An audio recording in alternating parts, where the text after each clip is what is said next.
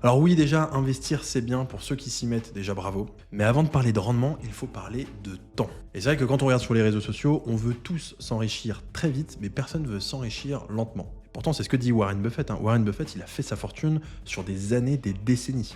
Et au final, l'horizon de placement, c'est ce qui va vraiment déterminer la stratégie que tu vas adopter. Et pour ça, on va pas passer par quatre chemins, on va opposer le court terme du long terme.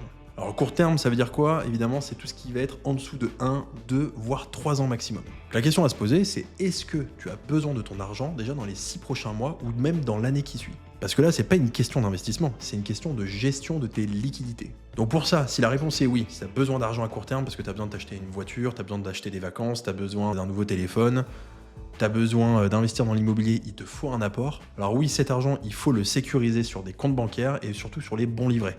Et j'en vois beaucoup, vous laissez tout votre argent sur des comptes courants, c'est une connerie. Et évidemment, en fonction de l'inflation, en fonction du taux de rendement d'un livret A et des autres livrets bancaires, faut jouer un peu avec tout ça et placer son argent sur des livrets qui sont disponibles et qui créent du rendement. Donc évidemment, si tu as un PEL et qui tourne à 2% depuis les 3 dernières années, tu aurais mieux dû le mettre sur ton livret A ou un livret de développement durable, tu aurais fait 1% de plus et au moins tu aurais eu une disponibilité de ton argent immédiate. Et donc ça va être un peu ton épargne de précaution, ton épargne plaisir. Il faut que tu gardes de l'épargne quoi qu'il arrive. Par contre, tout ce qui dépasse ton seuil minimum d'épargne de précaution, là par contre il faut l'investir. Et quand tu l'investis, faut pas penser court terme. Si tu penses court terme, tu vas prendre énormément de risques. Ou alors si tu veux pas prendre beaucoup de risques, tu auras un taux de rendement pourri, notamment tu ouvres une assurance vie, tu mets sur du fonds euro, tu auras 3%.